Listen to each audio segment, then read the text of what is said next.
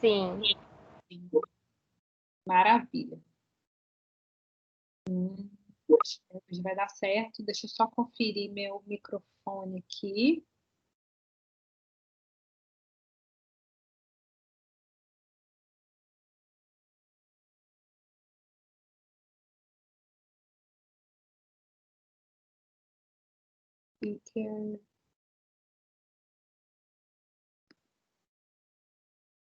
Beleza, tudo certo. Bom, pessoal, vamos começar? Deixa eu compartilhar minha tela aqui com vocês, tá? Só para a gente retomar de onde a gente parou na aula de segunda-feira. Vocês lembram de que a gente estava falando na aula de segunda? Quem lembra?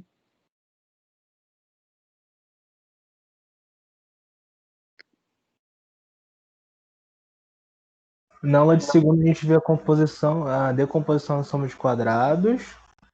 A gente viu alguns testes que vamos utilizar. Tem muita coisa. Você falou de alguns exercícios que a gente vai fazer. A decomposição também relacionada à média dos totais, menos as médias. Aquela conta lá que você falou que a gente ia fazer uma lista. Eu não sei muitos detalhes, mas é isso.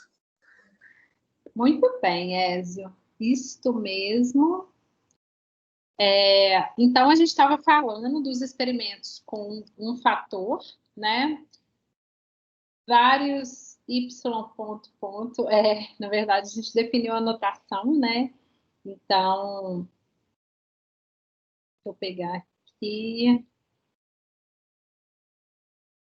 Bom, a gente definiu a notação. Então, ó, experimentos com fator. A gente definiu o que é, né? Qual que seria o modelo utilizado? A gente tem uma variável resposta e uma variável explicativa, ou um fator de interesse. Esse fator, ele é conhecido, ele é controlável e a gente quer estudar o efeito dele. A gente discutiu sobre efeitos fixos e aleatórios, né? A gente viu que dependendo da configuração dos níveis, pode se enquadrar nas duas situações, mas a gente vai trabalhar, por enquanto, com efeitos fixos.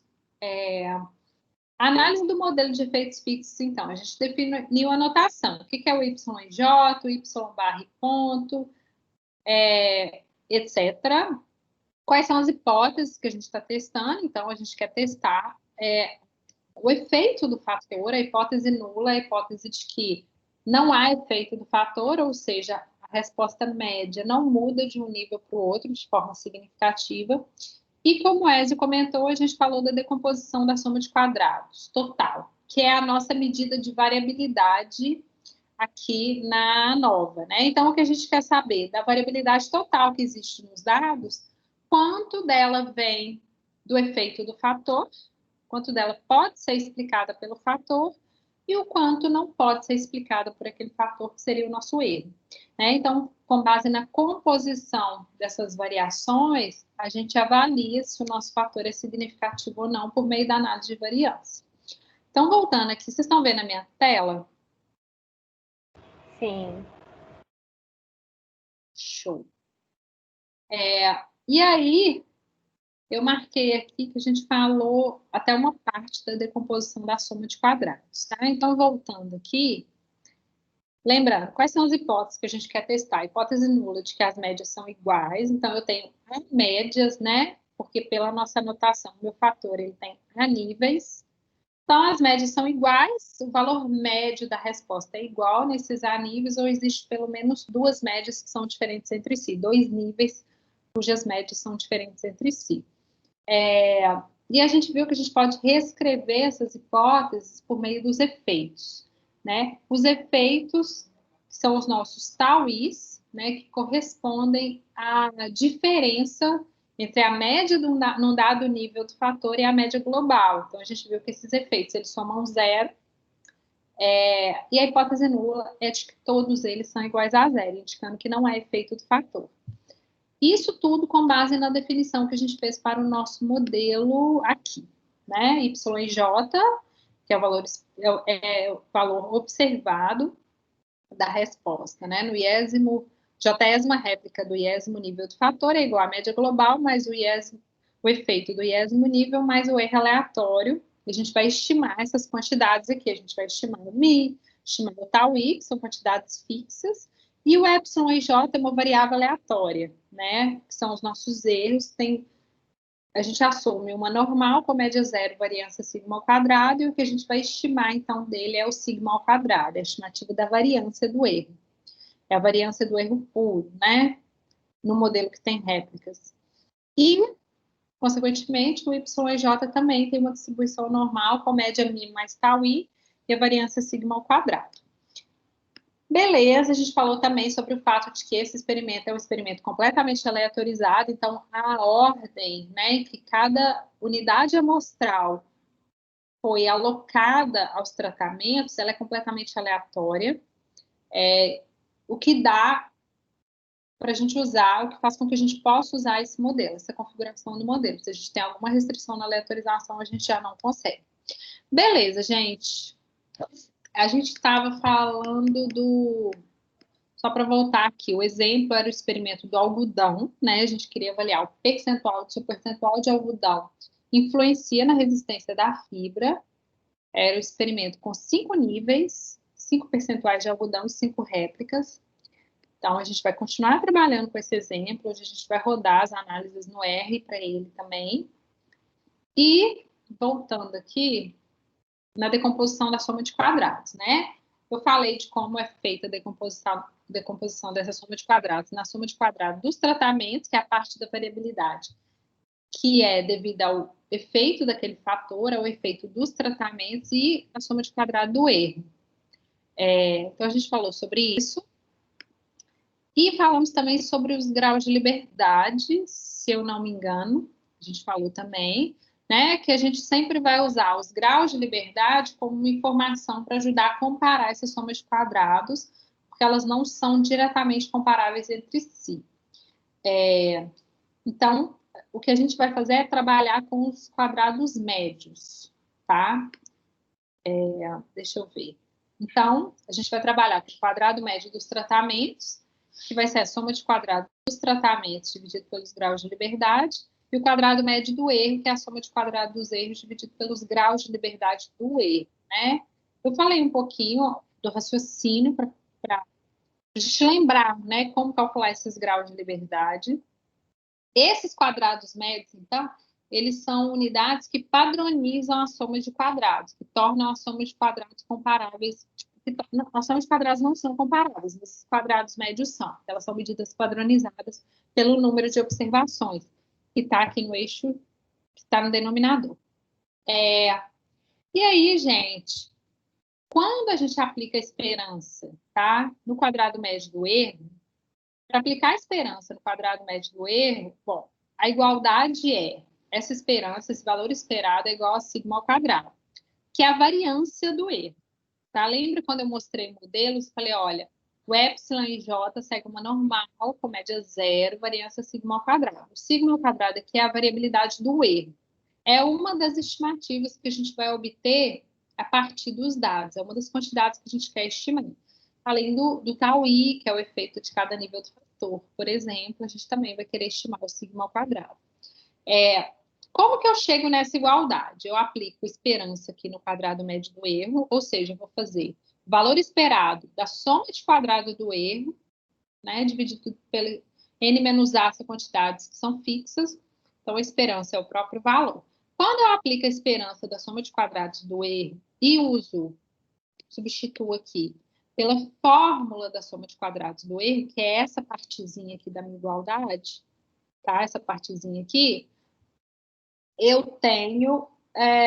aí eu abro esse quadrado, aplico a esperança no epsilon e j, desculpa, no epsilon e j não, no y e j, no y barra e ponto, com base nas características do modelo que a gente definiu, né? Por exemplo, qual é o valor esperado do y e j? Mi mais tau i, né? Qual é o valor esperado do epsilon e j? É zero. Enfim, quando eu vou abrindo isso aqui, aplicando a esperança, eu chego nessa igualdade aqui, tá? De que o valor esperado do quadrado médio do erro é sigma ao quadrado. Essa identidade é muito importante para a gente. Durante todo o curso, a gente vai trabalhar com ela. E, na verdade, no livro, tem a conta para a gente chegar nessa igualdade, tá? Então, vai ficar como exercício, na primeira lista que eu vou passar para vocês, vai ter um exercício para vocês fazerem essa conta à mão, para vocês irem fazendo passo a passo desse algebrismo para chegar nessa igualdade, tá? É conta, não tem nenhum segredo, mas só para vocês fazerem isso pelo menos uma vez, que é interessante fazer esse exercício. Da mesma forma, olha só, eu tô falando que se eu aplicar o quadrado médio do erro, tá? Ele é uma quantidade calculada com base nos dados, né? Eu calculo a soma de quadrados do erro e divido por n menos a.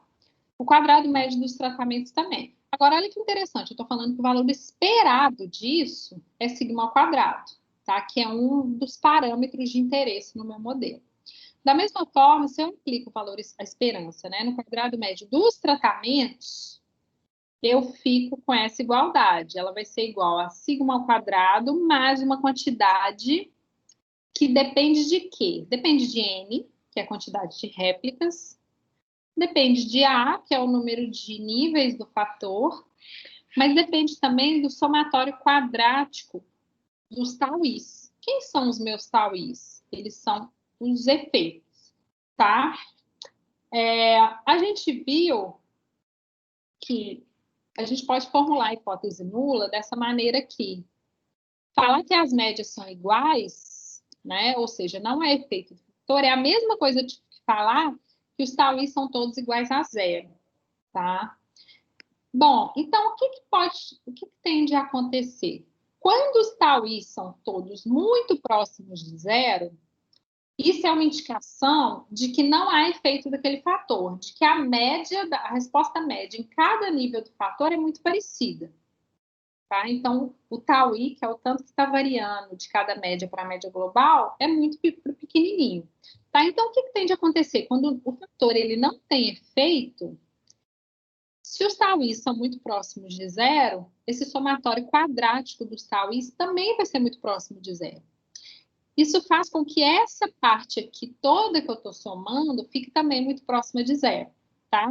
Então, eu estou falando o seguinte, que se não há efeito do fator, ou seja, se eu não devo rejeitar a hipótese nula, de que os tauís são todos iguais a zero, isso aqui vai para zero, então o valor esperado dos quadrados médios são iguais a sigma ao quadrado nos dois casos, tanto para o erro quanto para os tratamentos.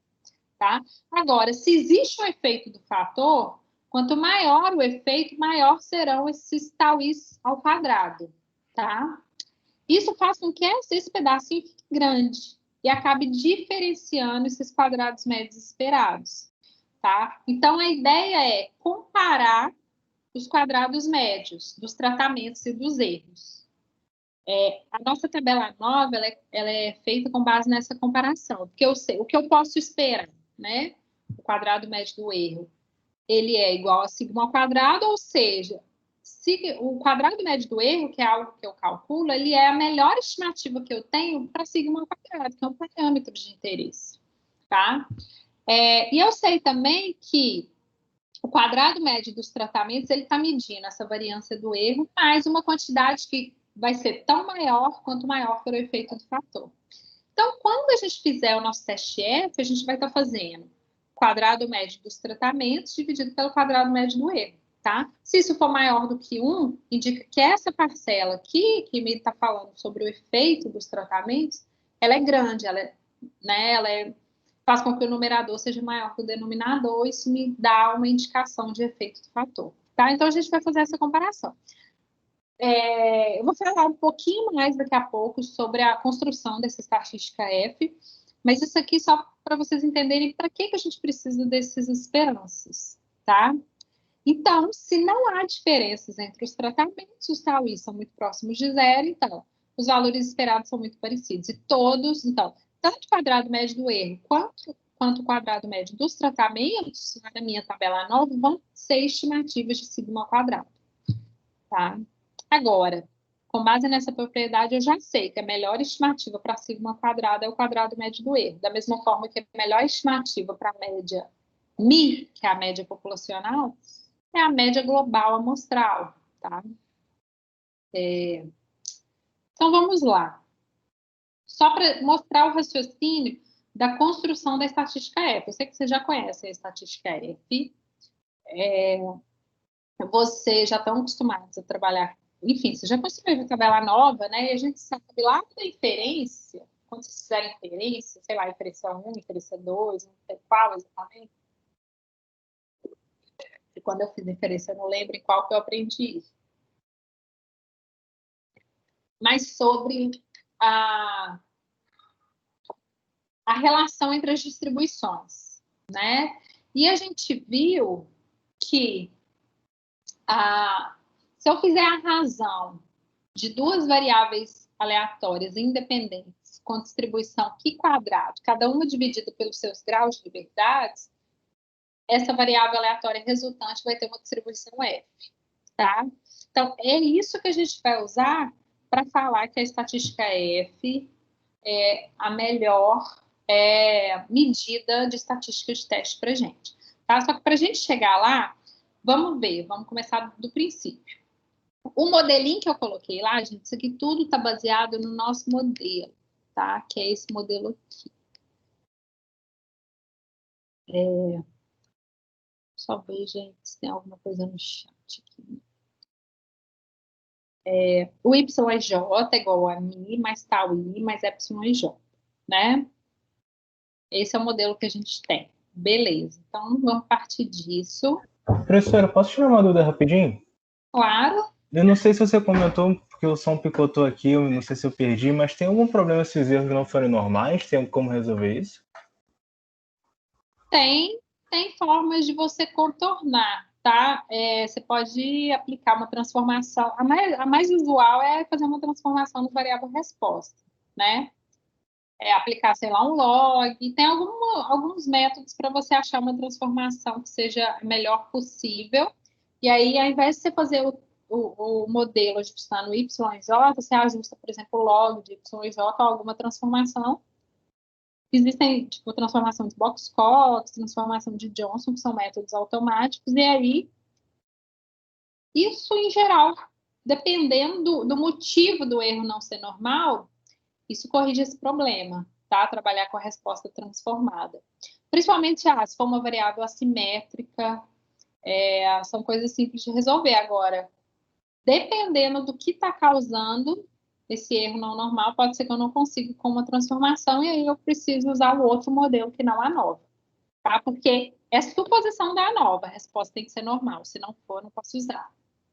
Tá? Ah, sim. E é normal acontecer isso? Normal?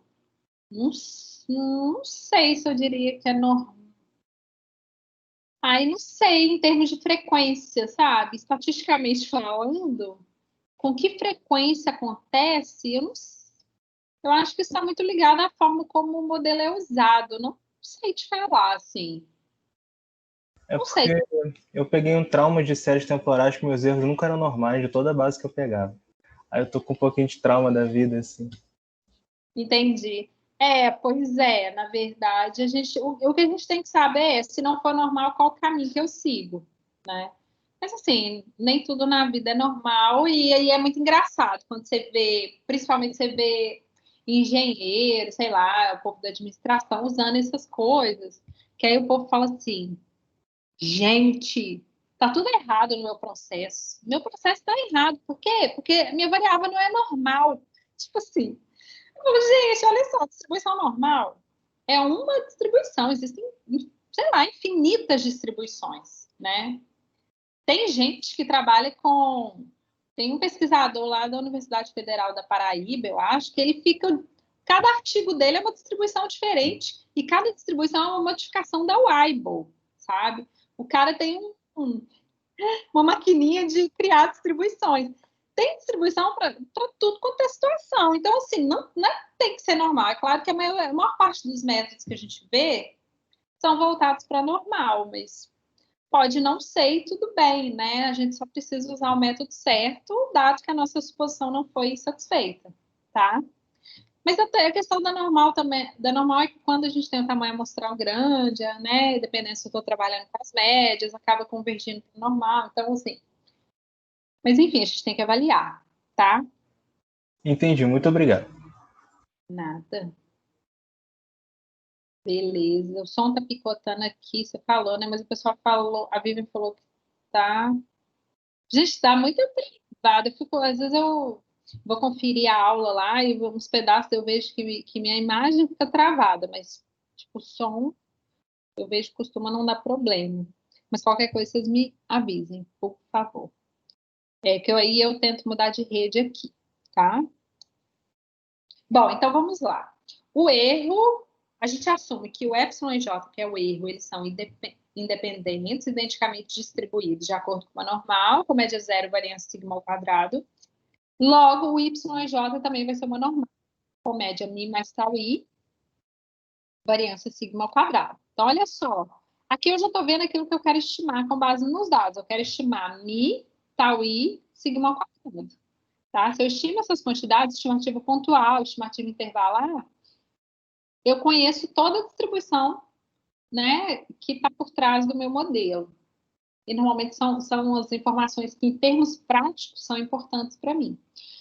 Bom, então, dado essas duas distribuições, a soma de quadrados total, ela é uma soma de quadrados em variáveis que tem distribuição normal, porque a soma de quadrados total, ela está somando esses y, deixa eu voltar nela aqui, ela está somando esses y e j, né?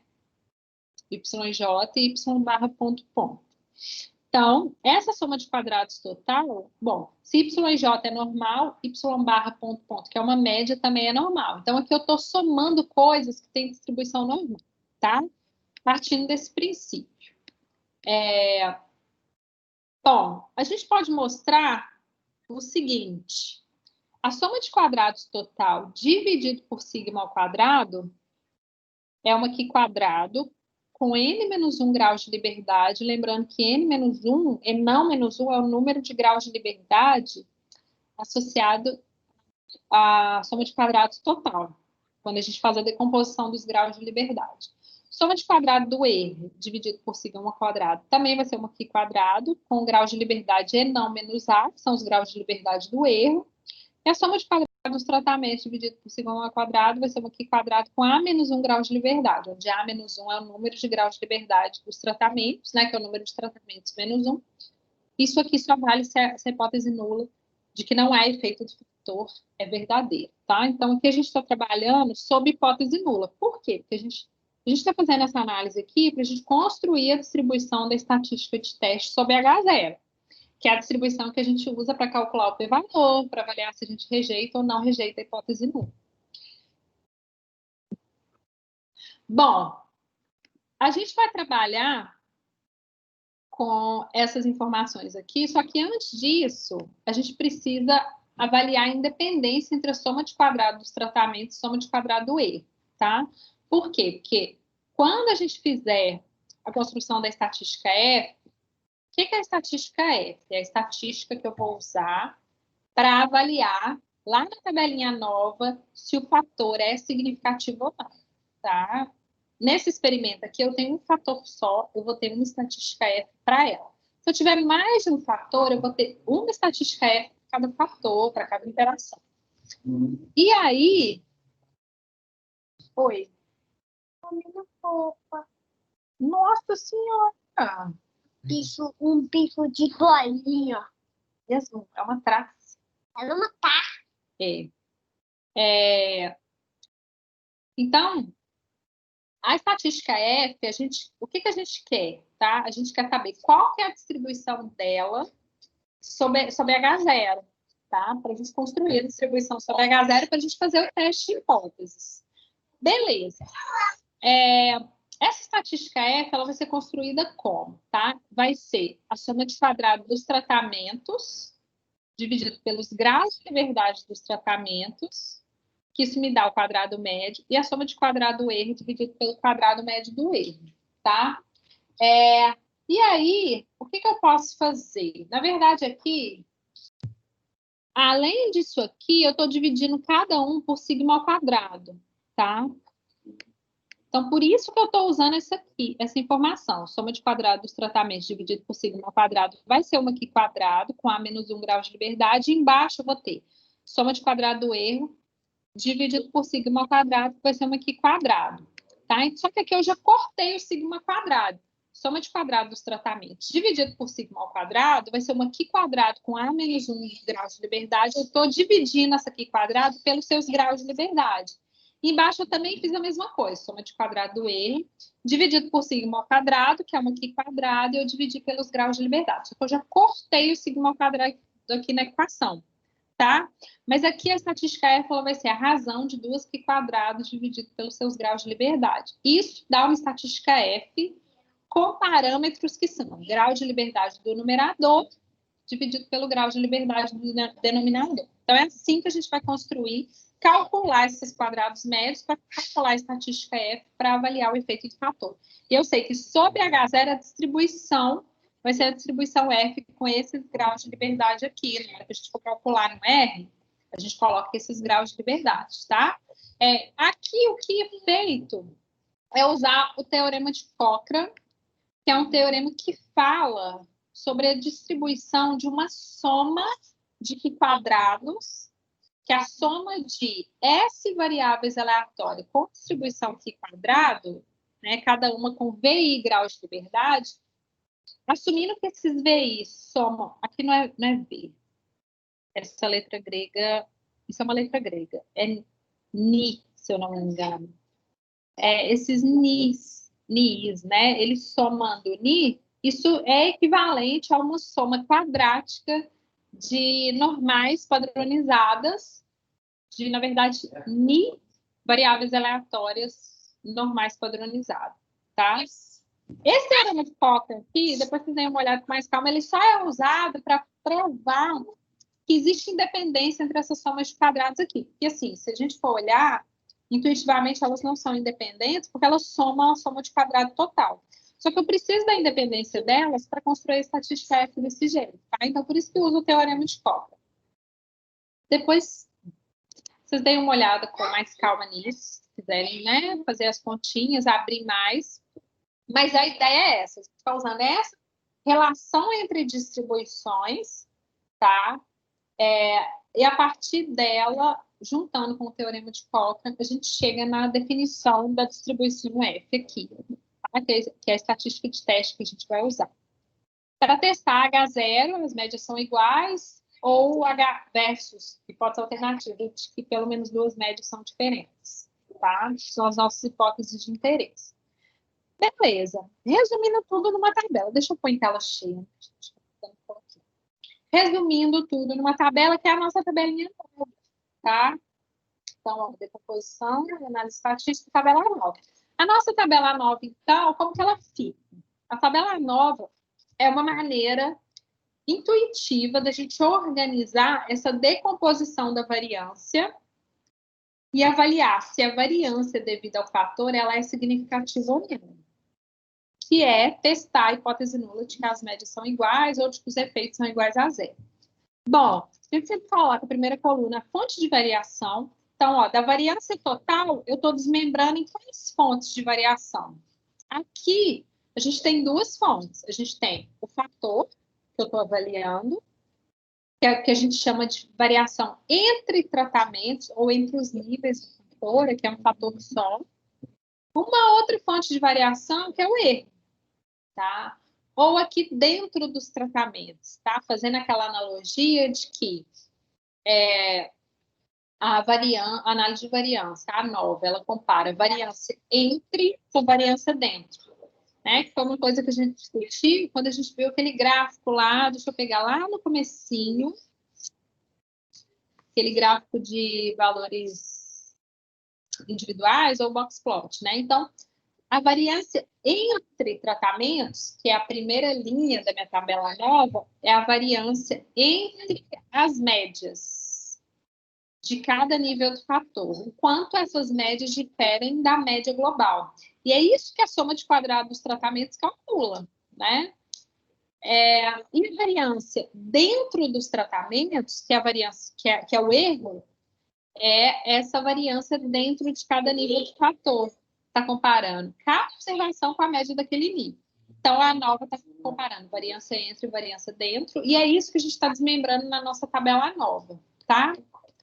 Então, variância entre, variância dentro, que é o erro, e o total. para cada componente, eu vou calcular a soma de quadrados. Então, soma de quadrado dos tratamentos, soma de quadrado do erro, soma de quadrado total. A gente vai fazer isso à mão, né? Não que a gente faça isso muitas vezes na vida, mas às vezes uma vez é interessante para a gente lembrar, entender melhor o que eu estou comparando ali. Eu calculo normalmente a soma de quadrado total, a soma de quadrado dos tratamentos, e a diferença entre elas vai ser a soma de quadrado do erro. A soma de quadrado do erro é a que mais dá conta, porque ela compara cada observação com a média daquele grupo. Então, eu tenho mais somas envolvidas, porque ela está somando para todo I e para todo J, né? Apesar de que a soma de quadrado total também, né? Enfim. E os graus de liberdade, que a gente viu como calcular, que está relacionado ao número de somas que estão envolvidas ali na soma de quadrados, o quadrado médio, que é a soma de quadrados dividido pelos graus de liberdade, é a estatística F, que é a razão entre o quadrado médio dos tratamentos e o quadrado médio do erro. Tá? Então, a estatística F é essa razão, e a gente vai comparar, a gente vai fazer o quê? A gente sabe que sob H0, usando essa propriedade aqui, sob H0, essa estatística de teste tem essa distribuição aqui. Tá? Então, a gente calcula o p-valor ou a região de aceitação, de rejeição ali, para o nível de confiança que eu quero, com base nessa estatística F, e vejo, com base no valor observado, se eu rejeito ou não rejeito a hipótese nula de igualdade de médias. Tá? Aqui, a estatística F, ela tem uma característica, né? Ela é uma curvinha simétrica, a cauda da direita dela é bem alongada. Então, a região crítica, ela está na cauda superior, né? Que ela é uma região de tamanho alfa, onde alfa é o nível de significância que eu estou usando. E aí eu vou construir a curva, se eu quiser, né? Construir a curva com os graus de liberdade associados. E aí, gente, o legal é que, bom, com base nesses valores esperados aqui, né? Eu sei que o quadrado médio dos tratamentos, ele sempre vai ser maior ou igual ao quadrado médio do erro, por causa dessa quantidade aqui. Se os TAUI são muito próximos de zero, ou seja, não há efeito de fator, essa quantidade aqui tende a ser muito pequena, então a razão entre o quadrado médio dos tratamentos e o quadrado médio do erro tende a ser próxima de 1. Ou seja, se a estatística F for muito próxima de 1, é porque não tem efeito de fator, né? A tendência é não ter. Claro que a gente faz o teste bonitinho para calcular.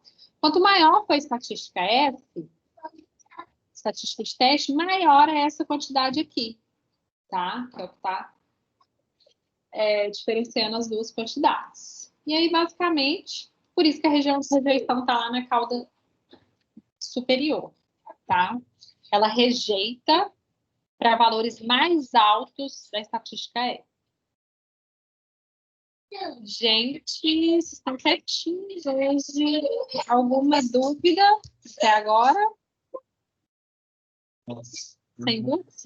Eu estou absorvendo, professora, mas está muito parecido com a teoria de modelos lineares, então tá até que fácil de pegar. Beleza. Não, é exatamente isso, tá? Tudo isso aqui não é novidade, tá? São coisas que vocês já viram. Por quê? Porque o por trás do modelar nova é um modelo de regressão linear, tá? Aqui, no caso, seria o modelo de regressão linear simples, porque eu tenho uma variável explicativa. Quando a gente for fazendo R, inclusive, se eu usar o comando AOV, que é o comando da nova, ou se eu usar o LM, que é o do modelo linear, o resultado sai o mesmo, tá? Claro que assim, o AOV vai focar na tabela nova, o LM vai focar nos coeficientes, beta 0, beta 1, que normalmente aqui a gente não está tão interessado, a menos que eu queira ajustar uma superfície de resposta. Mas a ideia é a mesma. Como eu falei para você, essa primeira parte, a gente vai ver esses conceitos que muitas vezes não são novos, mas é importante a gente solidificar essa base, porque quando a gente for falar de outros desenhos, tá, de experimentos, que não são tão simples quanto o experimento com o fator, a gente já tem toda essa base consolidada. Então, eu não vou ficar entrando em detalhes dessas propriedades, da estatística de teste, a gente vai mandar a brasa, tá? Mas, se tiver alguma dúvida aí, vocês podem me interromper, pessoal. Bom, continuando então, acho que agora a gente vai fazer um exemplo. Ah, tá. Aqui, só para colocar que existem algumas fórmulas para calcular somas de quadrados à mão, que são mais fáceis, que dão menos conta, porque tá vendo que elas, por exemplo, a soma de quadrados total, eu vou somar o quadrado apenas do y e j. Então, para todas as observações, eu vou elevar ao quadrado, eu vou somar, depois vou calcular a diferença dessa soma para uma quantidade aqui, que é a soma total das observações ao quadrado dividido por n. É mais simples do que eu ficar calculando cada diferença aqui levando ao quadrado, tá? Então, assim, eu até deixei aqui exercício prove, só assim, se vocês quiserem fazer o exercício de mostrar que essa fórmula aqui, tá, da soma de quadrados total original, é igual a essa, dá o mesmo resultado. A mesma coisa para a soma de quadrados dos tratamentos e tal. Mas, enfim, é só para calcular à mão mesmo. Vamos voltar no nosso exemplo, que é o exemplo da fibra sintética. Então, lembrando, cada valorzinho aqui é a resistência do algodão, desculpa, é a resistência, percentual de algodão, os valores totais, as médias, tá? E aí o nosso modelo, ele é esse, o I, que é o número de níveis, varia de 1 a 5, são 5 níveis de percentual de algodão. Então, gente, peraí, eu não sei se eu falei exatamente isso. Os valores aqui são a resistência da fibra. O percentual de algodão são esses aqui, que são os meus níveis do fator. E 5 níveis do fator, 5 réplicas. Tal I é o efeito do iésimo do tratamento, o percentual de algodão, e aqui a gente escreve as nossas hipóteses, tá, gente? Sempre que eu pedir na lista para vou colocar um banco de dados lá, e vou pedir para declarar as hipóteses, tá? Eu quero que vocês escrevam, declarar o modelo, escrever como que fica o modelo, todos os componentes do modelo, todos os índices do modelo, quais são para aquele exemplo em particular, quais são as hipóteses para depois fazer o teste, tá? É importante a gente manter esse formalismo para a gente saber o caminho que a gente está seguindo, tá? Uma experiência que eu tive, né, as últimas vezes que eu dei, enfim, nas disciplinas que eu leciono, às vezes eu peço para fazer o exercício, o pessoal joga lá no R, bota o resultado do R. Não interpreta, não põe o que está testando. Então, assim, que o R, que dá para rodar no R, que vocês sabem rodar no R, eu sei, né? Vocês não sabem, vocês acabam descobrindo. Mas o que eu quero que vocês coloquem são as interpretações, é o passo a passo. É bonitinho, tá? Igual a gente está fazendo aqui, formalizando estatisticamente o que você está fazendo. Colocar a saída do R para mim não me diz nada se você não interpretar, se você não formalizar o que você está fazendo, tá? Se você não escrever sobre aquilo. Só estou lembrando porque eu sempre coloco assim na lista, declara as hipóteses, e às vezes eu vou corrigir uma lista e a pessoa não declarou as hipóteses, mesmo eu pedindo, tá, gente? Então tudo isso é importante. São coisas simples, mas que são importantes, tá? Calcular nas somas de quadrados, então, usando aquelas fórmulas para cálculos manuais, eu vou calcular a soma de quadrados aqui, por exemplo, do algodão. A soma de quadrados total, lembrando que é uma medida da variabilidade total, ela é 636, aproximadamente 637. Soma de quadrados dos tratamentos, 475, e do erro, 161. Bom, olhando a soma de quadrados, a gente já tem uma tendência de falar, olha só, soma de quadrado dos tratamentos é bem maior que a soma de quadrado do erro. Você pode estar me indicando que existe um efeito dos tratamentos, né? Os tratamentos, eles explicam mais da variância do que o erro. Só que lembrando que vamos evitar fazer isso. Vamos focar em comparar os quadrados médios, tá? Que são medidas padronizadas. E aí o quadrado médio, né, coloquei a soma de quadrados aqui, os graus de liberdade, 4 graus de liberdade para os tratamentos, que é o número de níveis, número de tratamentos menos 1. Graus de liberdade do erro, que vai ser A vezes N menos 1. A é o número de níveis, que é 5, vezes N menos 1, que é 4.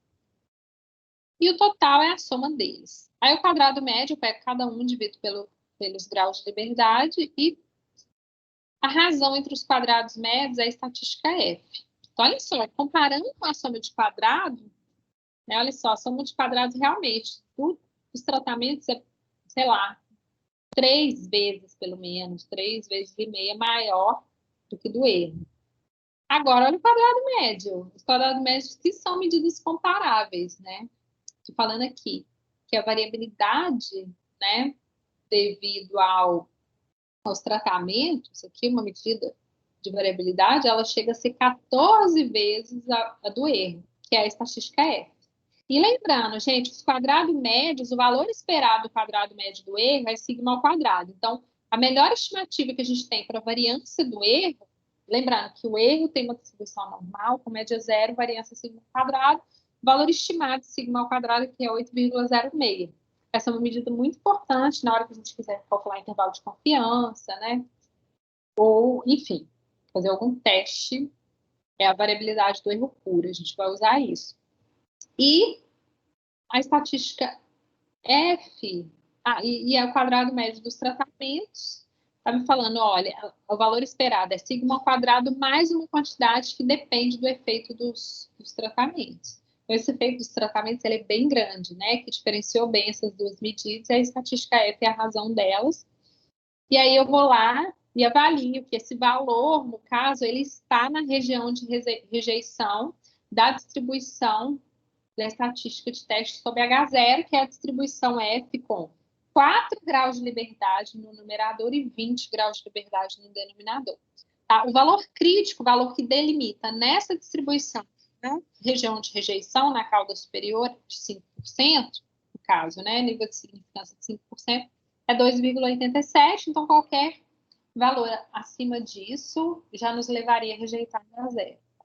Ficou bem fora mesmo, bem na região de rejeição, o valor P bem pequenininho, o valor P seria a área, ou a probabilidade, né, de estar maior do que 14,76 nessa mesma distribuição, o valor P bem pequenininho, ou seja, com base nos dados, há evidências para rejeitar a hipótese nula de igualdade entre as médias, né?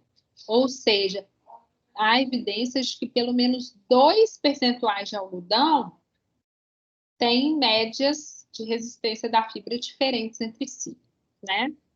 São formas de a gente interpretar que eu estou rejeitando a hipótese nula, que é uma coisa que é importante também de vocês fazerem, tá? Vai fazer o teste F, vai fazer a tabela nova. Quais são suas conclusões? É importante interpretar corretamente essas hipóteses, né? E o resultado do teste. Se o valor P é baixo, eu rejeito H0. Se o valor, né, baixo menor que o nível de significância. Se o valor P é maior que o nível de significância, não há evidências para rejeitar H0, tá, gente? Eu chego a ver aluno do final do curso falando que aceita H0. E aí, gente, não dá para aceitar H0. Ninguém aceita H0, não. Ou a gente rejeita ou não rejeita. Então, assim, cuidado com as interpretações aí.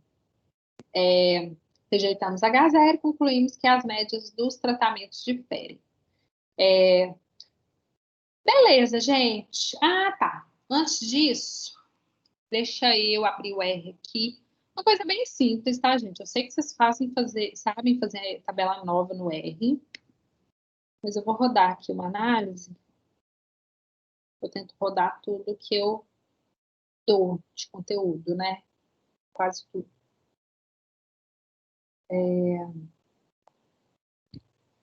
Deixa eu só o R abrir, tá, gente?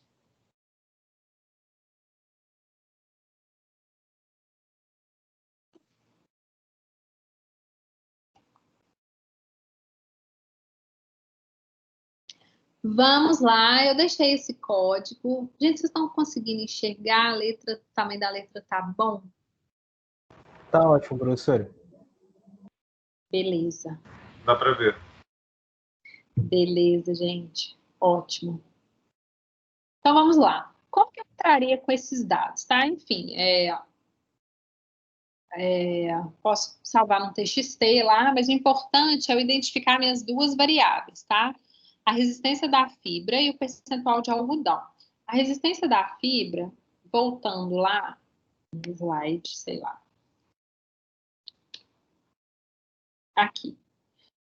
Quando eu vou entrar com os dados, eu sempre, assim, eu entro sempre por linha, tá? Eu vou entrar com a variável resposta aqui, lendo por linha. Então, eu vou colocar aqui os dados da primeira linha, tá?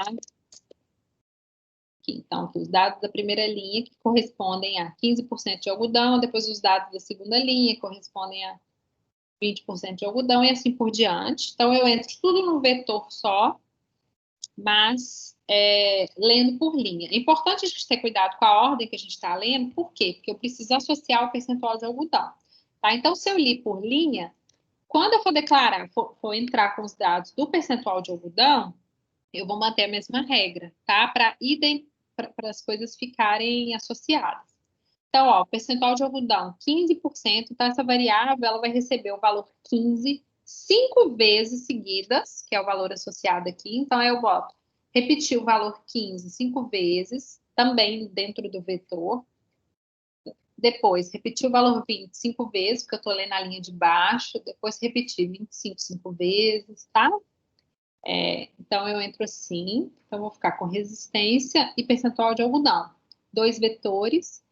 Aí, eu coloco sempre num data frame, porque em alguns, dependendo da análise, eu preciso entrar com o data frame, dependendo eu entro com as variáveis individualmente. É só para vocês verem como ficaria aqui. Ficaria assim, tá?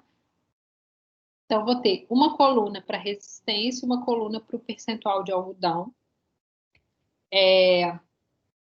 Agora, se eu fosse entrar, por exemplo, por coluna, eu preciso alterar os valores de percentual de algodão para ficarem associados, tá? Então, aqui, 15% de algodão, 7, 7, 15, 11, 9, que são esses valores. Beleza, gente? É uma coisa simples, mas quando eu vou dar o primeiro exercício da disciplina, eu vejo que eu ponho os dados aqui no slide, aí o pessoal vai digitar e o pessoal fica meio perdido. Então, por isso que eu estou explicando. E aí, beleza.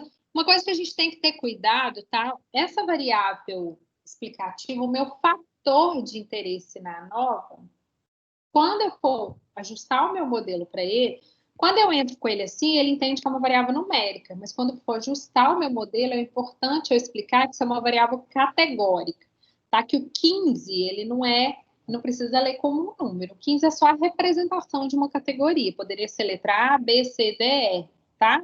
Então, sempre... Você pode fazer essa modificação dentro do comando do modelo, ou quando você for declarar a variável, você já põe o s.factor e já declara ela como sendo um factor, né? Uma variável categórica. É importante isso, porque também os resultados mudam. Se ele acha que é uma variável numérica, ele ajusta, a nova fica completamente diferente, tá? O modelo linear fica completamente diferente. Beleza, gente. Aí eu entrei, vou construir alguns gráficos aqui, tá, gente? Eu sei, assim, que vocês são super craques no R. Sabem fazer gráfico, assim, muito melhor do que eu. Mas eu vou fazer aqui só para ilustrar, assim, se eu fosse analisar esses dados no R, qual seria o passo a passo, tá? Com base naquilo que a gente está vendo na disciplina. Então, vou fazer um gráfico de valores individuais, por exemplo, que é aquele gráfico que eu coloquei no slide. Então, aqui, resistência da fibra versus algodão. Percentual de algodão.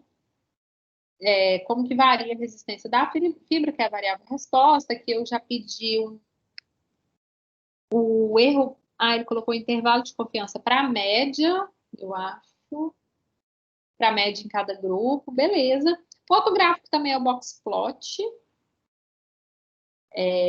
Tá? Então, se eu fosse analisar esses dados, primeiro faria uma análise gráfica para descrever o comportamento dos dados, para a gente ter um feeling ali de qual seria o efeito do fator, de como que ele se comporta, se parece que, por exemplo, se a variabilidade dentro de cada nível do fator parece a mesma, ou se graficamente já tem alguma coisa que me salta aos olhos ali, já me chama a atenção, se parece que tem um outlier muito né? Parece ter um outlier, enfim, também pode invalidar a minha nova ou causar um problema no ajuste da minha nova. Normalmente isso vai aparecer lá no erro do modelo, tá? Mas é só para a gente se adiantar.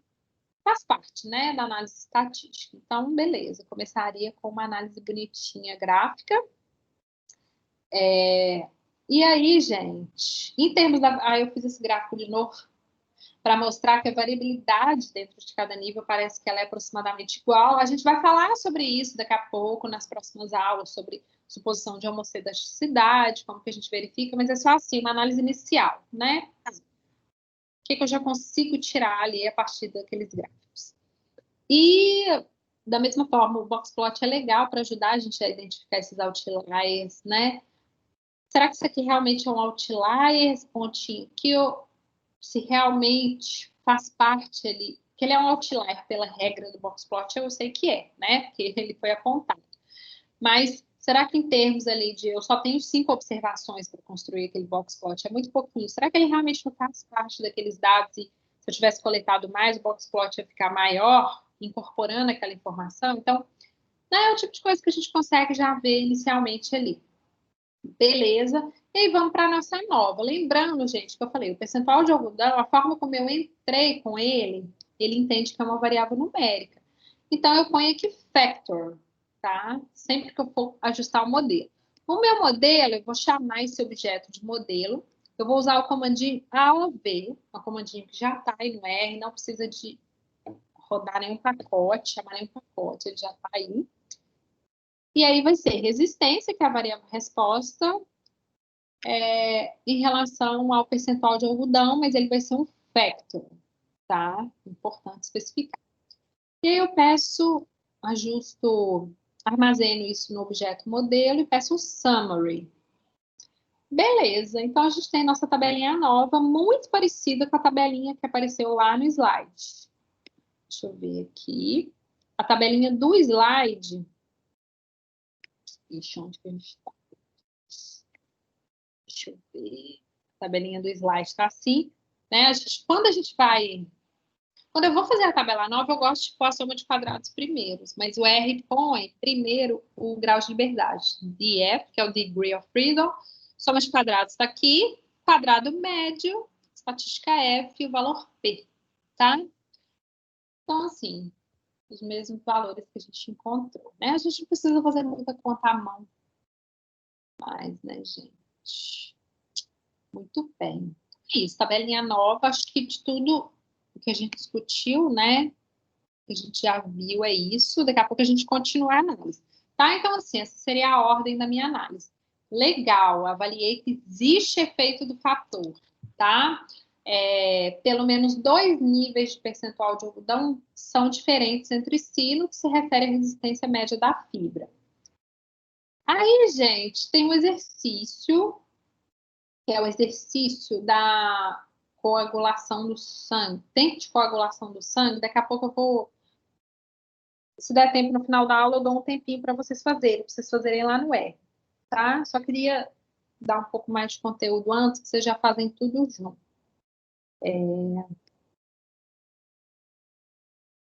Alguma dúvida, gente, até aqui?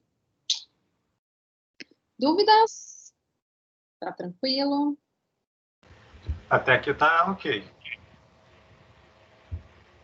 Beleza, gente. Qualquer coisa vocês me falem. Eu vou fazer a chamada de uma vez, tá? Fausto falou, está tudo bem, professor, é bem modelos mesmo. Beleza, é isso aí. Deixa eu fazer a chamada, gente. Aí eu volto, tá?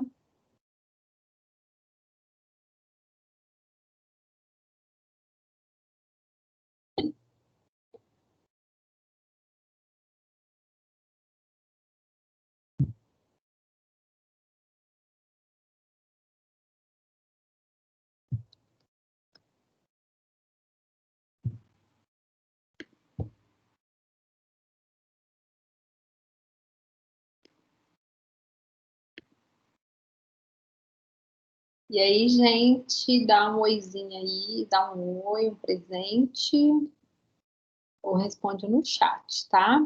Vamos lá. aula de hoje, dia 1º de outubro, já, o ano já está acabando. Jesus. Vamos lá. André. Oi, tô aqui. Tudo bem, André. Ézio. Oizinho. Fausto. Presente. João Pedro. Eu. José Ricardo. Presente. Lívia. A Lívia hoje não está por aqui. A Duda, Maria Eduarda. Oi. Renan. Tiago. Presente. E Vivian. Oi. Beleza, gente. Então, a Lívia e Renan. Professor, o Renan ele comentou no chat que ele vai ficar entrando e saindo. Não sei se ele tá com algum problema ou coisa do tipo. Ah, tá bom. Ah, é verdade. Vou tentar acompanhar a aula, mas vou acabar entrando e saindo da chamada algumas vezes. Ok.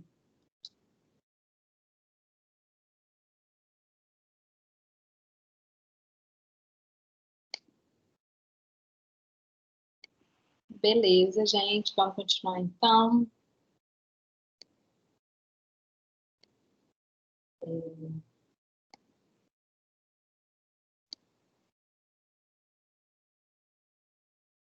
Bom, vamos falar sobre a estimação dos parâmetros do modelo, né? Aquilo que eu falei. Quais são as quantidades importantes da gente estimar a partir dos dados, do ponto de vista prático, né? Para eu avaliar melhor se existe efeito do fator, né? Qual a informação adicional que eu posso tirar a partir desse modelo. Nesse modelinho aqui, como eu falei, a estimativa para a média global, né, vai ser o y barra ponto, que é a média global amostral, a estimativa para o tau-i, que é outra quantidade fixa aqui que a gente estima, vai ser a diferença entre o y barra e ponto e o y barra ponto, onde o y barra e ponto é a média no iésimo nível do fator e o y barra ponto é a média global. Beleza.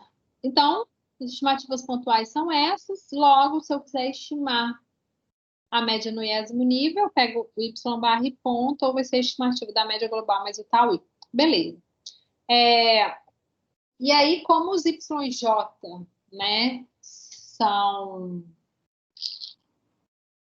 tem distribuição normal, né? Então, o y barra e ponto, ele tem uma distribuição normal também, com a média dada pela média do nível I, e a variância vai ser a variância do YJ dividido por N, né?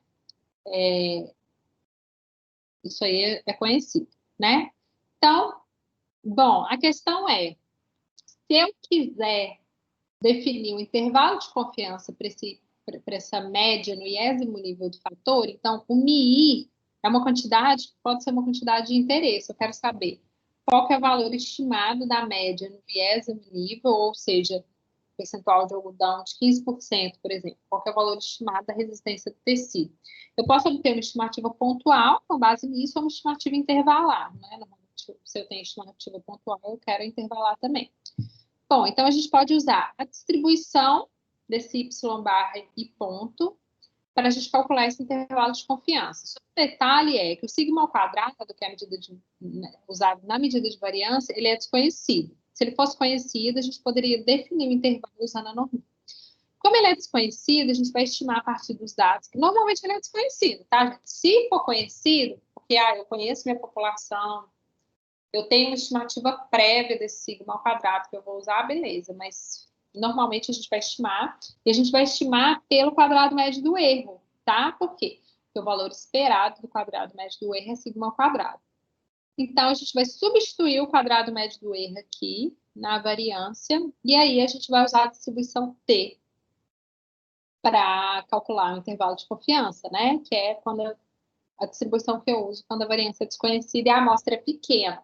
Porque normalmente aqui o N é o número de réplicas, tá? Não vou ter 30, né? Normalmente o número de réplicas é uma coisa pequena, 3, 4, 5, não costuma ser algo muito grande. Então, a gente tem situação de população pequena com variância desconhecida, a gente usa distribuição T.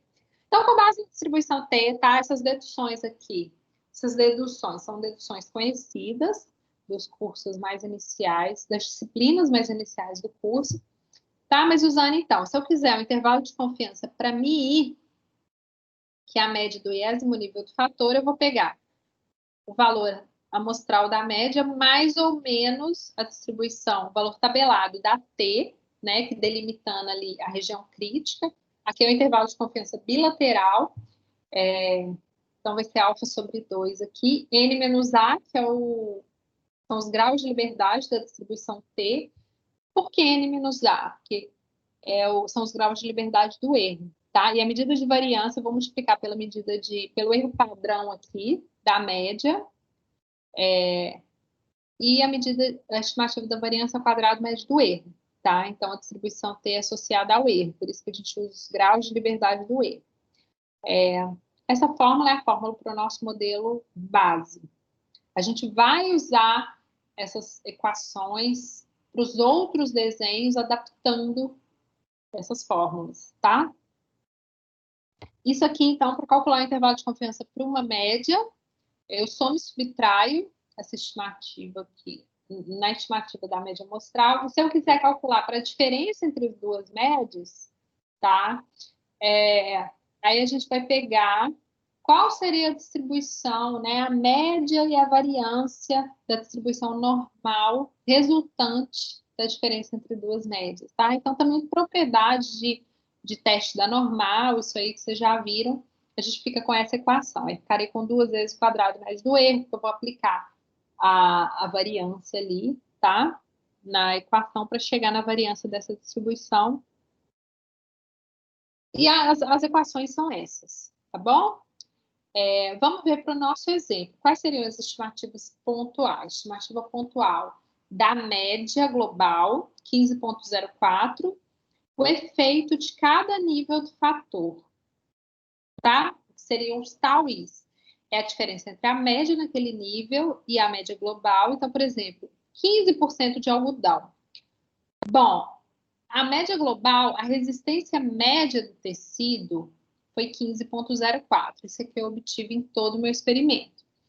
Quando eu uso 15% de algodão, a resistência média foi 9,8. Então, tal chapéu 1 vai ser a média naquele nível, menos a média global, e deu um valor negativo, menos 5,24. Ou seja, em média, usar 15% de algodão reduz a resistência do tecido em 5,24 unidades em relação à média global. Fazendo a mesma coisa, eu vejo que tal chapéu 4, que seria a estimativa do efeito de 30% de algodão, que é o nível 4, é 6,56, porque a média naquele nível é maior, 6,56 unidades maior do que a média global. Então, usar 30% de algodão aumenta, em média, a resistência do tecido em 6,56 unidades, tá?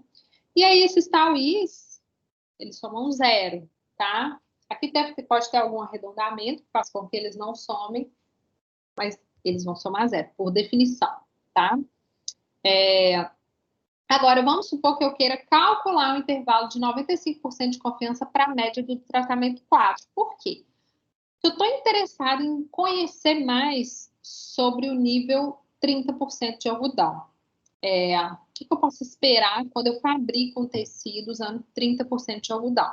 Olha, eu posso esperar uma resistência média de 6,56 e com 95% de confiança, a resistência média verdadeira estaria entre 18,95 e 24,25, tá? Que é o intervalo de confiança calculado para essa média com base na equação que eu passei.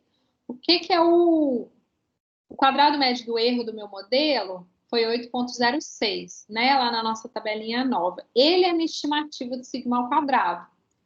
Tá? Então, eu substituo aqui 8,06, N, que é o número de réplicas, que é 5, a estatística tabelada para N menos A graus de liberdade, eu vou lá, verifico qual é, 2,086, fazendo a conta, eu chego nesse intervalo de confiança. Então, com 95% de confiança, o intervalo de 18,95 a 24,25 contém o verdadeiro valor da resistência média do tecido quando eu uso 30% de algodão. tá? Então, seria a forma de interpretar esse intervalo de confiança. É uma coisa que eu quero que vocês sempre façam também nos exercícios, tá? Eu peço, gente, calcule estimativas para as médias de cada nível. Eu quero isso, eu quero uma estimativa pontual, eu quero uma estimativa intervalar, eu quero uma interpretação para aqui, tá bom? Vamos fazer lá no R. No R, então, pessoal, a gente teria... Beleza, o nosso modelo ANOVA está aqui. É a estimação dos parâmetros. Tem, assim, uma coisa que eu queria deixar claro. Tem vários pacotes, tá, do R que usam para planejamento de experimentos. Tem o Agricolai, por exemplo, é um pacote bem legal. Dependendo do desenho que eu estou usando, pode ser que não tenha no Agricolai, mas tem em outros pacotes. Tem assim, uma lista, gente, de pacotes, só para planejamento de experimentos. Então, em geral, pode ser que as coisas que eu faço aqui, sei lá, fazendo as contas, né? Eu só estou colocando o R, mas fazendo as contas mesmo, passo a passo, algum pacote faço em uma linha, tá? Então, assim, por exemplo, para a lista, se vocês quiserem se basear no meu código, vocês podem. Né? Tem gente que gosta de pegar exatamente o código que eu disponibilizo, adapto o código para a base de dados que eu ponho na lista. Ok. Ou se descobriu que tem um pacote que faz tudo lá numa linha só, ele já faz todas aquelas contas, você também pode usar, tá? Não tem problema. O que eu quero é que vocês interpretem os resultados, tá? O que vocês fazem no R, se chegou no resultado certo, tá ótimo. Isso é só um apoio. O que eu quero de vocês é a interpretação dos resultados. Então, vocês fiquem à vontade, tá bom? Em termos de pacotes. Então, por exemplo, esse cálculo que a gente acabou de fazer aqui à mão, da resistência, deixa eu achar aqui, da resistência média do tecido para 30% de algodão, tá? Que a gente calculou aqui. Ai, gente, peraí. Aí jogando lá no R, ó. Por exemplo, tem um comando, o min me dá a resistência média global, a estimativa de Michapel, tá? Que é 15.04. Tem um comandinho, quando eu ajusto o modelo, lembra que eu ajustei o modelinho AOV e armazenei no objeto modelo.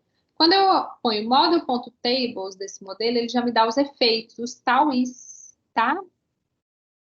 Então, lá, para 30% de algodão, o tal é 6,56. É o efeito de 30% de algodão. E o intervalo de confiança aqui, eu simplesmente usei a fórmula mesmo, tá? Como eu falei, deve ter algum pacote que faz isso numa linha. Mas assim, só para a gente ver, o quadrado médio do erro, eu peguei lá da tabelinha nova, a componente lá. Peguei da linha 2, coluna 3 da tabela nova. Ele me dá o quadrado médio do erro, que é o 8,06. Desvio padrão combinado, né? Que é a estimativa, na verdade, o erro padrão da média, que eu uso no meu intervalo, o quadrado médio do erro dividido por N, que é assim. P crítico é o valor crítico da estatística T, com 16 graus de liberdade, que é o número de graus de liberdade no erro, que é não menos A, e 0,975, eu estou pegando aqui a da cauda superior, que deixa 2,5%, né? Aqui ele pega a probabilidade acumulada, QT, então 0,975 é a probabilidade abaixo, então ele deixa 0,025 acima, e aí eu tenho estatística de teste, só que como eu vou pegar ela dos dois lados, né, eu uso esse C menos 1 e 1 aqui, tá? Então eu tenho meu vetor de valores críticos aqui, e aí, por exemplo, eu quero estimar a média para o quarto nível, eu coloquei direto na fórmula do intervalo de confiança. Então, eu tenho a média amostral 21,6 e o intervalo de confiança, que foi de 18,9 e 24,2. 24,29. E aí, uma outra coisa, por exemplo, eu quero comparar as médias dos níveis 1 e 4. Esse intervalo que eu mostrei aqui de comparação de médias, tá? Então, eu quero saber qual que é a estimativa para a diferença média da resistência da fibra entre o nível 1 e o nível 4? Ou seja, quanto que muda a resistência da fibra se eu uso 15% de algodão ou 30%? Tá? Então, jogando aqui na fórmula, aí vai ser a média, a diferença vai ser menos 1,8. Então, a diferença é negativa, eu estou fazendo 15% de algodão menos 30% de algodão. Então, a diferença é negativa, porque 15% de algodão, a resistência é menor, ela é 11,8 unidades menor do que em 30%, e o intervalo de confiança para essa diferença vai de menos 15,6 a menos 7,9. Tá? Então, aqui é Mi1 menos Mi4. Tá? Então, eu estou falando o seguinte: estimativa pontual, menos 11,8. A estimativa intervalar varia de menos 15,6 a menos 7,9. Ou seja, com 95% de confiança, o intervalo de menos 15,6 a menos 7,9 contém a verdadeira diferença entre as duas médias. E uma coisa interessante aqui, tá? É que esse intervalo não contém o zero, tá? E isso é uma informação importante. Porque é como se eu estivesse avaliando a hipótese nula, de que a média 1 é igual à média 4, e a hipótese alternativa de que a média 1 é diferente da média 4. E aí, quando eu calculo o intervalo de confiança para essa diferença, esse intervalo não contém o zero, indica que, se eu fosse fazer um teste de hipóteses, eu rejeitaria a hipótese nula de que as médias são iguais e concluiria que as médias são significativamente diferentes, ou seja, existe diferença significativa na resistência média da fibra se eu uso 15% ou 30% de algodão. E essa diferença, ela tende a ser para resistência ser menor em 15%, tá? Isso aqui é o tipo de comparação, assim, se o meu interesse é só comparar duas médias aleatórias ali, de todas as 5 médias que eu tenho várias combinações possíveis de pares de médias. Se eu só quero comparar duas, eu posso usar esse intervalo de confiança. Agora, normalmente o que eu quero é, dado que o meu modelo A9 identificou que existe pelo menos duas médias diferentes entre si, normalmente eu quero comparar todas as médias para saber onde que está essa diferença, tá? Porque, por exemplo, às vezes, aqui eu estou falando 15%, que seria mediana, né, no box plot, mas dá uma ideia que eu estou comparando a média 15% de algodão e 30%, tá? O intervalo de confiança para a diferença foi esse, tá? Agora, não conteve o zero. Então, essa diferença é significativa. Ela pode chegar a ser de 15,6 unidades em média. Agora, será que se eu comparar a média em 15% com a média em 20%, será que isso também vai ser uma diferença significativa? Então, assim, o ideal é a gente comparar todos os pares de médias. Por isso, uma vez que eu identifiquei que existe, né, que na tabela nova lá, a estatística F me falou que eu devo rejeitar H0, normalmente o que a gente faz é uma etapa posterior, que são as comparações múltiplas, tá? Que é o que a gente vai falar agora, na verdade. Só para a gente... que são as comparações entre médias dos tratamentos, tá, gente? Que é, na verdade, o terceiro tópico aqui do nosso mapa mental. Vamos fazer um exercício, gente? O que vocês acham? Vamos abrir o R aí, fazer um exercício, aproveitar esse tempinho que a gente tem. Vamos lá. Gente, peraí, cadê meu time? Professora, tá me ouvindo? Sim. Professora, só para avisar que vou ficar devendo o exercício que eu tô saindo do trabalho, tô meio que tentando assistir a aula, tô nessa fase de sair do trabalho e chegar em casa, eu vou só acompanhar por aqui, tá bom? Tá bom, Renan, sem problema, tá? Retorno para você. Eu vi sua mensagem. Vamos lá, gente. Esse exercício tem duas partes aqui. No slide, eu coloquei a base de dados, tá? Então, isso aqui é um experimento, não é um experimento industrial, tá? Seria um experimento da área médica, mas que está no escopo aqui do planejamento de experimentos, né? O objetivo é avaliar o efeito da dieta que o animal recebe numa medida que é o tempo de coagulação do sangue dele, tá? Então, esse experimento feito com, enfim, não sei, com rato, enfim, não sei, com humanos, mas cada conjunto, né, de indivíduos foi aleatoriamente submetido a um tratamento, ou seja, uma dieta, e aí que, lembrando, a importância da aleatorização nesse tipo de estudo, né?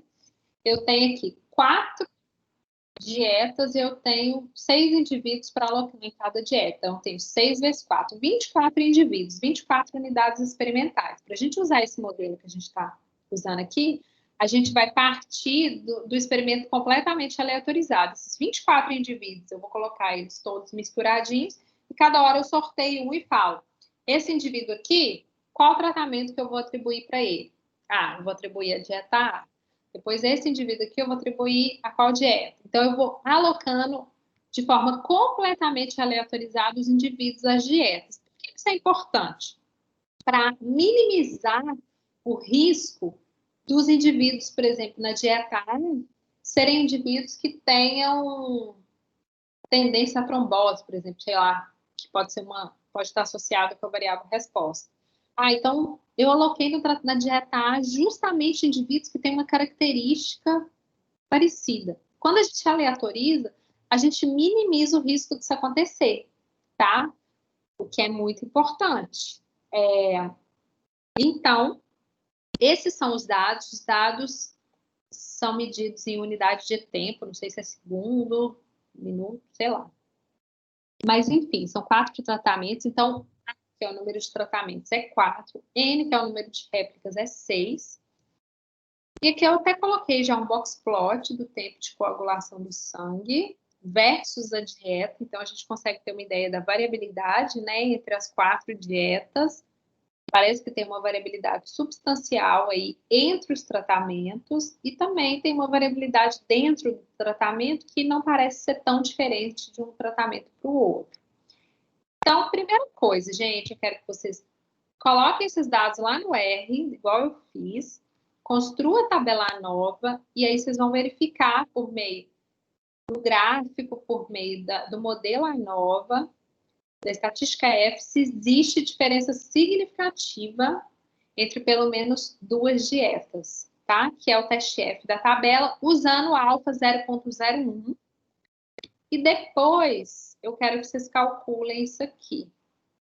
Estimativas dos parâmetros, que é a média global estimada, efeito dos tratamentos, que é o tal 1, tal 2, tal 3, tal 4, construiu o intervalo de confiança para a média do tempo de coagulação na dieta A e o intervalo de confiança para a diferença entre as dietas A e B, que é exatamente o que eu fiz, tá? Vocês podem pegar o meu código agora, para ficar mais rápido, e rodar a análise. A Vivian falou, meu computador está atualizando, não vou conseguir fazer o exercício. Tudo bem. Não tem problema. Professora, pode botar nos dados de novo para terminar de copiar aqui? Claro. Eu vou deixar no slide Ok, obrigado. os dados, mas de toda forma, se vocês tiverem acesso à apresentação, vocês olharem as instruções, tá? Que estão no slide 31. Deixa eu só ver qual outro slide. No slide 38. Então, vocês vão fazer as duas coisas, tá? Eu posso dar um tempinho aqui, uns 15 minutinhos, gente? Pode ser? E aí, claro, se vocês tiverem alguma dúvida, vocês podem me chamar, tá? Eu acho que 15 minutos tá bom, professor. Acho que vai. Beleza, gente. Tem peça aí o que vocês conseguirem fazer nesse tempo aí para a gente poder discutir.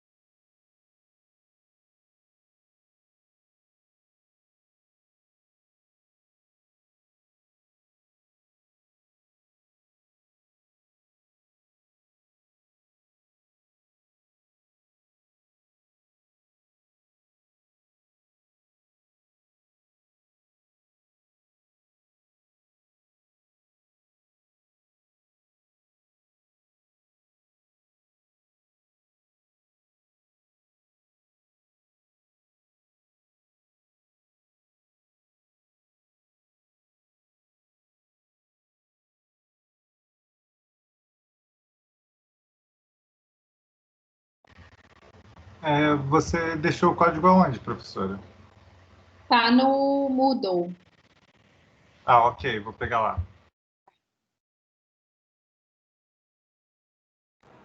Oi, acho que tem como mandar aqui na conversa, tô mandando. Tá ótimo.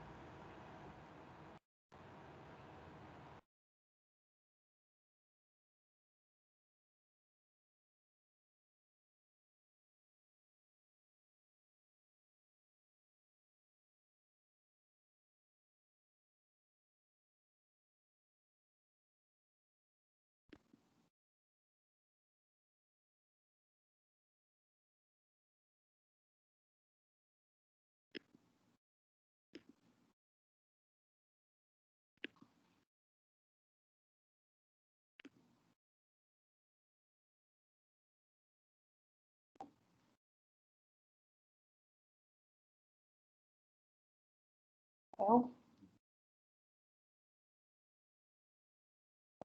Importante subir, chegar primeiro no banheiro, dar uma tropeçada. tá bem.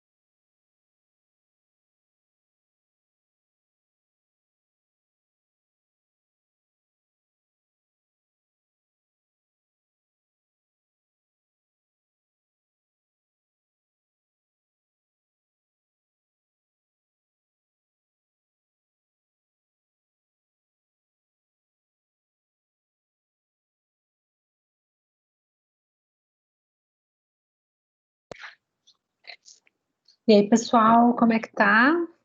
Conseguiram fazer? Ainda não terminei, não. Eu fiquei com dúvida em algumas coisas, professor, esperar a correção. Tá bom.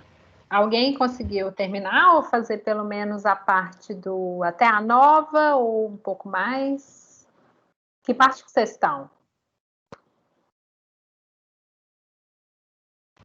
Eu fiquei com dúvida no final, bem no final mesmo. Tá. Você quer mostrar pra gente o que você fez e aí chegar na parte que você ficou com dúvida, a gente discute? Professor, eu fiz aqui, eu não sei que eu sair rapidinho.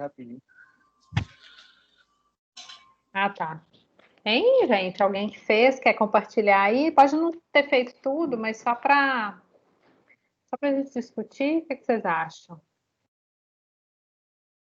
Alguém se habilita, gente? Tá Olha, compartilhando? sim, tá. Ok. Aqui eu botei tarefa 1, mas não é essa tarefa, né? Aqui utilizando o código que você disponibilizou. Aham. Peraí, não. Tá. Você tá compartilhando a tela? Eu não tô vendo. Não Ah, sei, não, eu pedi. peraí, compartilha de novo. Eu acho que eu tinha que. Ah, tá bom. Acho que eu fiz alguma coisa errada.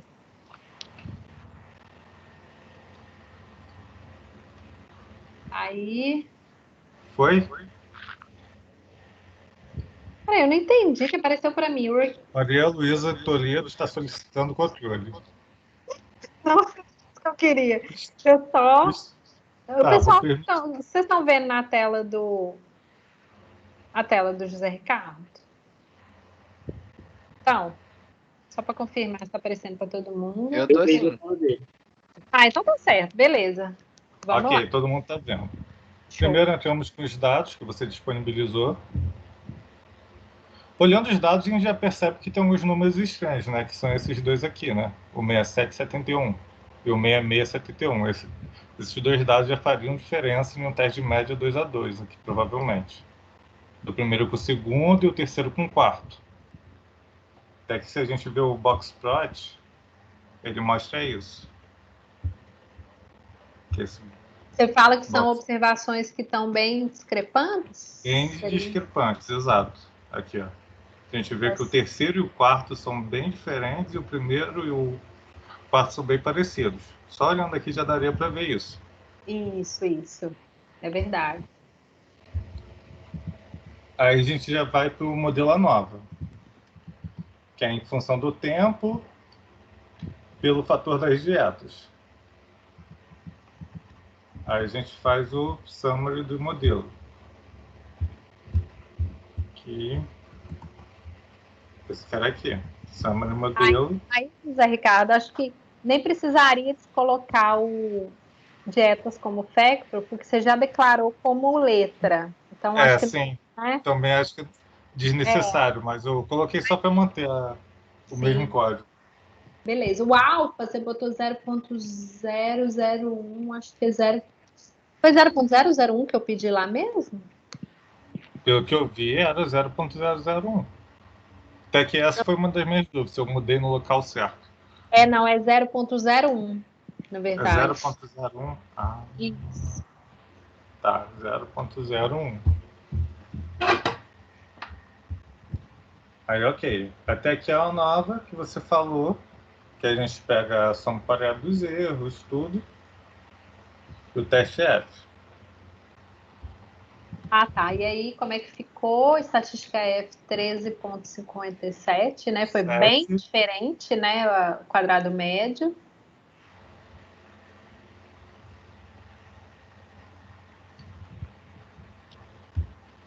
E o p-valor bem pequenininho, né? Indicando que Sim, pelo 4 menos... ponto...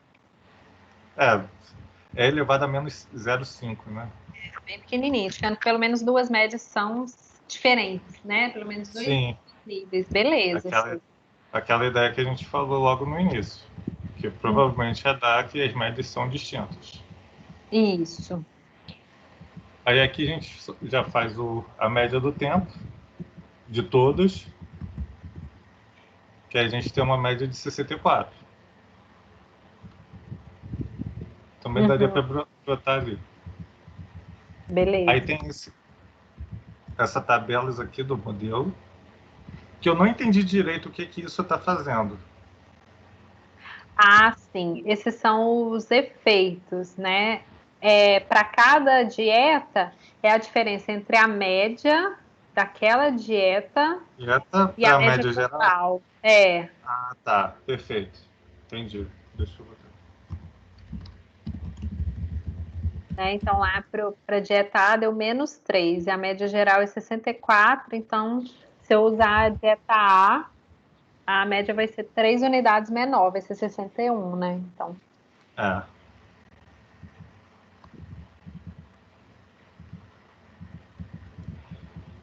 Aí a gente tem aqui mais análise do modelo, no intervalo de confiança. Ah, foi aqui que eu errei, então. Esse cara aqui tem que ser 0,95. É 95? é 0,99995, 995? né? Então eu tinha Agora, botado. uma coisa também do dp.comb, em cima, ele é a raiz do quadrado médio do erro dividido por n, que é o número de réplicas. Aí você tem que mudar também, que o número de réplicas São 6 agora réplicas. são 6, Eu exatamente. pensava que era pelo número de fatores. Essa daí foi uma dúvida. Aham. E o T crítico é dividido por Nzão, né? T crítico É.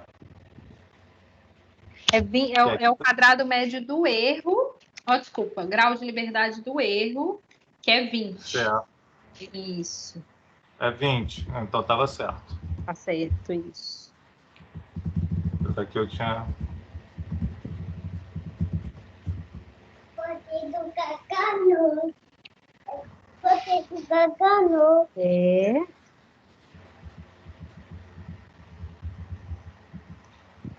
Que mantém, que não muda nada. Aí a gente acha o intervalo de médias e a média do quarto nível.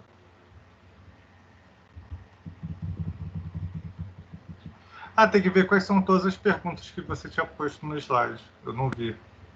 Tá. Então, bom. Deixa eu só fazer. Vou fechar aqui a apresentação. Tá, beleza. Não, pode deixar a sua apresentação, que eu falo as perguntas. Tá, para coisa. Deixa Boto eu de volta. achar aqui. Então, beleza. Você já fez a tabela nova, já calculou a média global, já calculou os efeitos dos tratamentos. Aí tem o intervalo de confiança. O intervalo de confiança agora é com alfa 0,05 para a média na dieta A.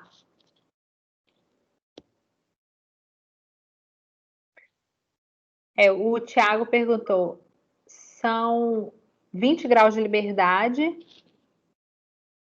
porque são 24 animais e 4 dietas. Não, não é isso. Isso são o 20 são os graus de liberdade do erro, tá, Tiago? Que é A vezes N menos 1, tá? A é 4, que é o número de níveis, e N menos 1 é o número de réplicas menos 1, 6 menos 1, que é 5, tá 4 vezes 5, tá? Coincidentemente, não, mas tá certo, mentira, desculpa, Tiago, é outra forma de fazer a conta, é não menos A. Número total de animais e 4 dietas, perfeito, é isso mesmo. Eu tô disputando as coisas, se eu sair é porque acabou a bateria. Beleza, Renan. Tá, pode continuar, José Ricardo.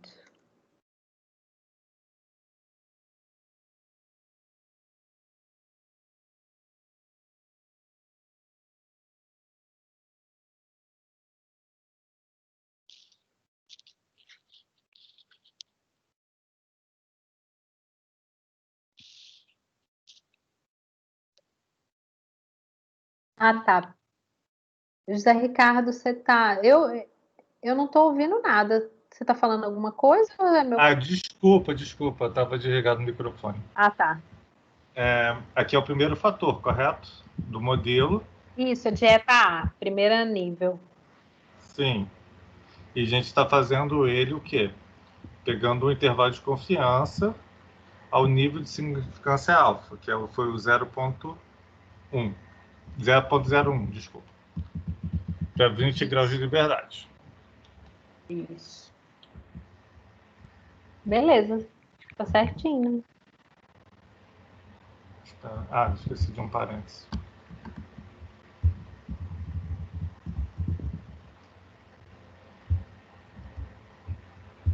A gente tem dp.conv. Isso aqui a gente nem vai utilizar agora. Então, dá para fazer a estimação ao quarto nível. Uhum. Que foi esse cara aqui que a gente achou. Aí, esse resultado aqui final que eu achei meio estranho quando eu tinha feito a primeira vez. Que foi a comparação do primeiro e quarto nível. Ah, tá. Então vamos conferir. Esse aí deu 61 e 58,2 a 63,7. Parece que tá tudo certo, né? A gente mudou o N, mudou o nível de significância. Eu não tenho os valores calculados aqui. Eu entendi agora o que tinha achado estranho. Entendi. Faz sentido agora. Por que deu zero? Esse zero é a diferença entre o primeiro e o quarto nível, que é aqueles que eu falei que tem a mesma média. Eles têm a média igual. Eu não tinha entendido o que era esse média 1,4, mas é a diferença entre as médias. Tanto que um é menos 4. O intervalo, você vê que é centrado em zero ainda. Exatamente. Bem próximo de zero. É verdade. Interessante, né? Mas os dados já mostravam isso. Ó. Era 62, meio que 60. A diferença é bem parecida do primeiro e o quarto. Pelo menos em amplitude. As médias são iguais mesmo, do primeiro e do quarto? Tá, a gente pode ver aqui que a gente fez isso. As médias são 61, né? Parece. A gente já fez, ó, menos 3 e menos 3, ó, as médias. A diferença para a média global. Não, então se as médias são iguais, né? Aquele MEN 1,4 tinha que dar zero mesmo. As médias são iguais, a diferença é zero, que é a média amostral, a diferença entre as médias. Isso vai ser o centro do intervalo, então tá certinho. O intervalo tem que estar centrado na diferença entre as médias amostrais. Aí o Thiago falou, o efeito de A e D é o mesmo, exatamente. Né? Isso aí, tá certinho. Beleza, José Ricardo, muito obrigada, viu? Gostei da participação. Isso aí, hein, gente? Quero ver todo mundo participando desse jeito. Gente, alguma dúvida? Já bati a minha cota, na próxima é a outra pessoa. Tá bom, tem muita gente para fazer antes de você fazer de novo, tá, José Ricardo? E aí, galera, como é que tá? Alguém tem dúvida? Tranquilo? Com o código foi tranquilo. Deu pra ir mudando e vendo o que ia alterando mesmo. Acho tranquilo. Tá. Beleza, então, gente. É isso aí. Tiago, sua pergunta que eu respondi, falei que não era, depois falei que era, ficou claro que é o Enão menos A, tá certo o que você falou dos graus de liberdade. Tá claro? Ficou sim, professora. Obrigado. Beleza, então. Bom, galera, então tá, vamos ficando por aqui, que já são 8h13, né? Na segunda-feira a gente se vê de novo, tá? Bom fim de semana para vocês, aproveitem. Igualmente, professora. Valeu, gente, um abraço, viu? Tchau, tchau. Beijinho para vocês. Tchau. Professor, deixa eu falar contigo agora rapidinho. Sim. É sobre a reunião de amanhã, vou poder participar sim. Beleza. Tá, 2h30, né? Isso. Eu não pude responder o e-mail na hora que eu estava no estágio e depois eu não entendi muito bem. Você mandou pelo grupo do Teams, né? Não. Eu mandei só uma mensagem perguntando se eu ia poder participar do 2h30. Não, foi um e-mail normal que eu mandei. Sério? No e-mail apareceu que foi dentro do grupo do TCC-ESE. Aí eu fiquei procurando a mensagem dentro do grupo TCC-ESE e não tinha nenhuma. Eu fiquei, ué, cadê a mensagem? Mas sabe por quê? Agora eu estou em dúvida, porque a gente está usando uma aplicação de e-mail diferente, que é o Outlook. A gente usava o Notes lá no IBGE. Uhum. E aí ontem que a gente começou a usar. Então, foi o primeiro e-mail que eu mandei para você do Outlook agora, que eu não sei se ele fez alguma coisa estranha. Ah, entendi. Mas se quiser até te mostro o print do e-mail que tá mostrando assim, mensagem do TCC-ESE. Eu fiquei, ué. Uai, que estranho. Aí eu fiquei até perdido. Aí eu fiquei procurando onde é que eu respondi. Eu fiquei, ué, não tenho onde responder. Uai, Mas aí, bom você amanhã eu vou sabe. poder participar então dos e-mails. Tá, tem como você me mostrar aí? Ah, depois se você puder, me manda, só para eu entender o que está acontecendo. Tá bom, sem problemas. Tá? Beleza, então, Eze. Amanhã a gente se fala, tá? Tchau, tchau. Até amanhã. Falou, um abraço, tchau. Abraço.